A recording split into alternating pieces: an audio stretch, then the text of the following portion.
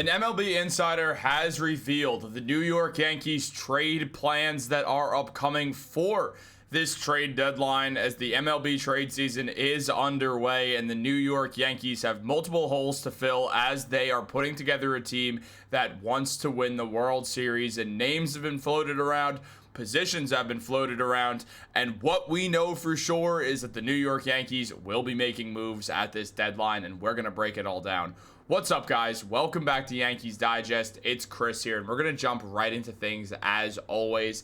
And guys, if you're part of that 75% that's not subscribed to Yankees Digest, make sure to subscribe. You guys have been killing it recently. Let's keep it up. We got daily New York Yankees updates that you do not want to miss out on. Trade season is coming. It's going to be a big time for the Yankees, and we will keep you updated with all the Yankees news.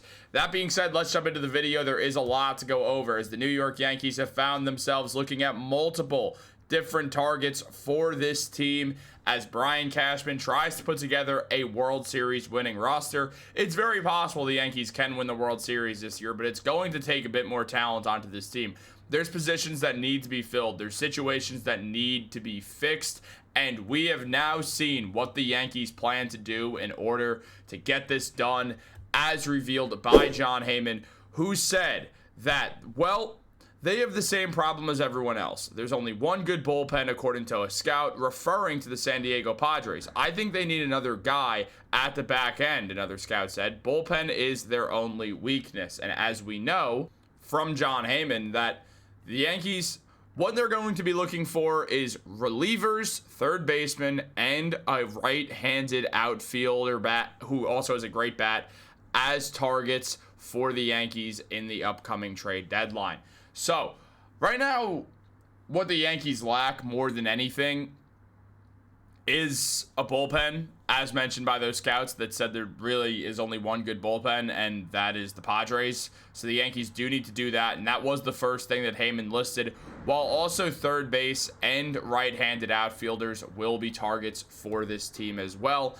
And there was a couple of relief pitchers that Jon Heyman mentioned. Some of them are righties, but it's pretty clear the Yankees need a left-handed arm, which was also mentioned. And Heyman said that if they do go after a left-handed arm, these are some of the names that we could see them go after. And Danny Colombe, Keegan Aiken, Gregory Soto, Reed Demeters, Jalen Beeks, and Jojo Romero. Now, all of these guys could find themselves getting traded for different reasons. The Orioles are not really contending this season because they forgot to add any starting pitching to the team. The Twins have been falling off pretty fast. The Angels are not good. The Diamondbacks are now dealing with another injury as Corbin Carroll is also down for an extended period of time with that bone chip fracture.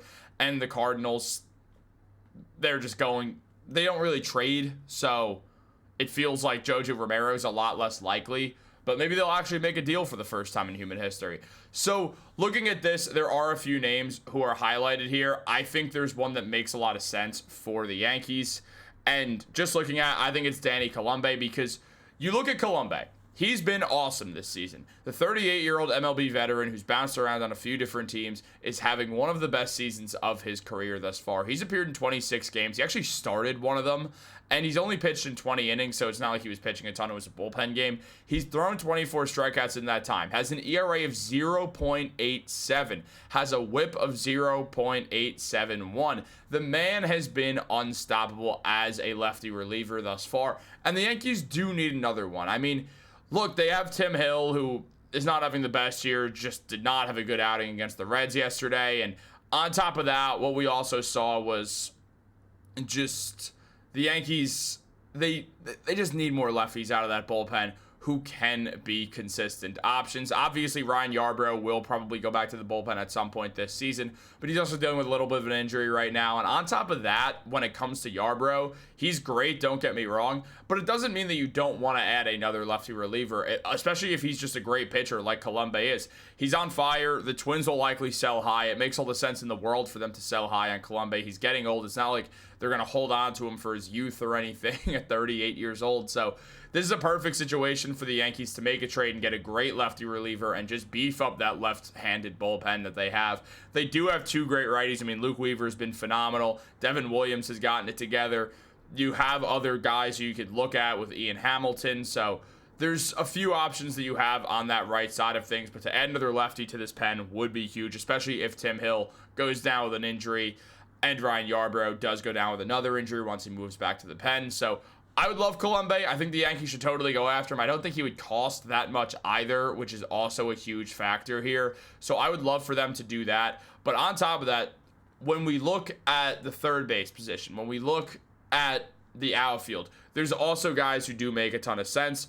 But when it comes to relievers, we'll get into the third base and the outfield. But let's talk about pitchers for another second.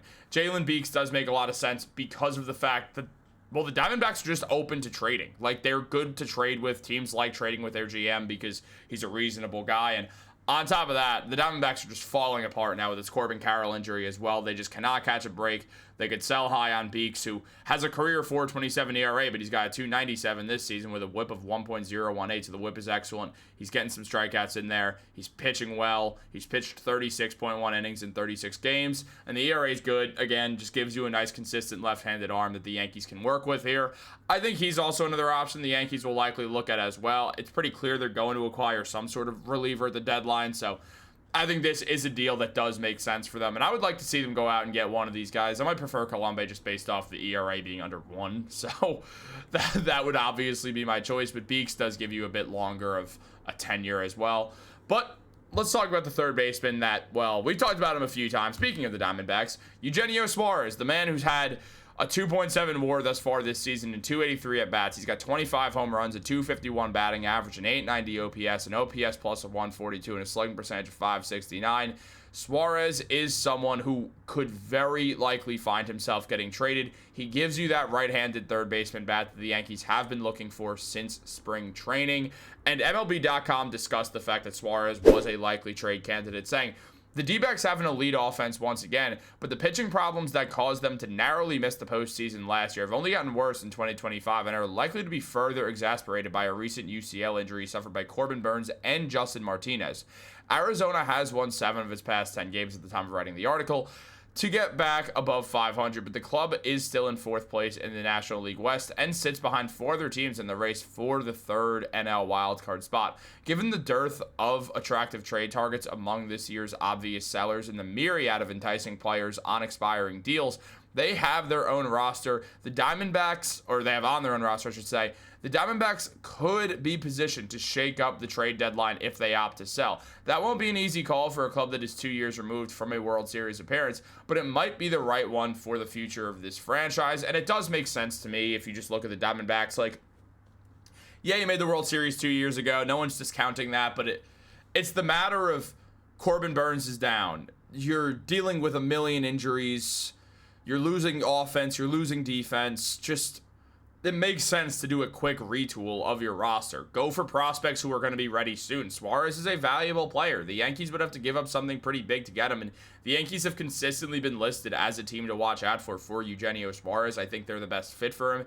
The batting average could be a bit better for what the Yankees are looking for here than a 250, but he's hitting 25 home runs, so we're really going to sit here and complain about anything? No, we'd be happy to get just a very, very good third baseman who moves Jazz Chisholm back to second in Eugenio Suarez. He's a good fielder as well, so I would love to see this move. I think this is one that makes a ton of sense for the Yankees, but also if the Yankees want to look in another direction when it comes to their outfield and try to buy low on a guy who's had a very high peak, you could look at Adolis Garcia. I mean, Garcia this season is not playing excellent baseball. It's a 1.9 WAR. In 259 at-bats, he has 60 hits. That's a 232 batting average. He has 9 home runs in that span as well. He's got a 686 OPS and an OPS plus of 97. His offense is below average. He is a good defender. He does give you that right-sided bat. Obviously, the Yankees have Cody Bellinger and Trent Grisham out there, both lefties. Jason Dominguez is a switch hitter who's much better from the left side and obviously hits at lefty more because he's a switch hitter.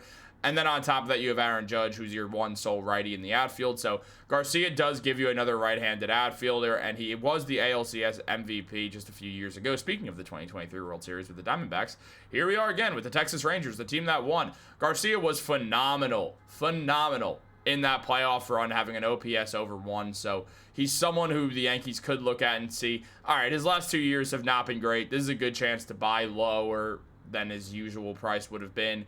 on Adolis Garcia and really get a great bat here, or someone who hopefully can bounce back into a great bat and is also a very talented outfielder as well. So I think there's also a move that makes sense for the Yankees, given I don't think the Yankees need an outfielder specifically as much as they do these other positions. So I think this is lower on the list.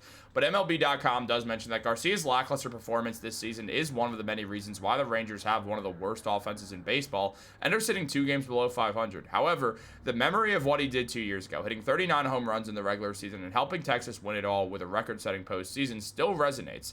He also has performed better in June, hitting with a 339 and a 941 OPS over 15 games. Most of the Rangers' best players are on lucrative long-term contracts or are otherwise controllable for multiple years beyond 2025, so they aren't built to be a major seller at this year's deadline. But it wouldn't be a surprise to see Texas make the 32-year-old Garcia available prior to his final year of arbitration eligibility in 2026. Now, the Yankees could go out, try to buy low on Garcia. They could go out, try to buy low on Luis Robert Jr., or they could focus on third base and the relief pitching first and then figure out the outfield, because I think that matters more. Yeah, you could use another right-handed batter in the outfield, and I know Giancarlo Stanton doesn't really count as anything but a DH anymore, but you do have some righties. I understand the need to get another righty in there, so go get Eugenio Suarez. Solve 2 problems at once, and then Jazz can play second base again, and everything's good and dandy in the world, and DJ LeMahieu's depth, and we're all happy, and the Yankees would win some games out of it, so definitely they'd be ready. They have a guy in Suarez who's been in the playoffs before, who understands the assignment. So I think this would be a good move. Go get Eugenio Suarez. Go get someone like a Danny Colombe or just another left-handed reliever, or just, even if it's a righty reliever, go get another good reliever. We will talk more about some relieving options and probably some other trade options in general in the coming days and weeks with the trade season heating up, starting with Rafael Devers. But guys, let me know what you want to see the Yankees do at the deadline. Give me your ideal, realistic deadline in the comments down below. I'll be sure to get back to you. Like this video, subscribe, turn on post notifications. Have a great day, and go Yankees.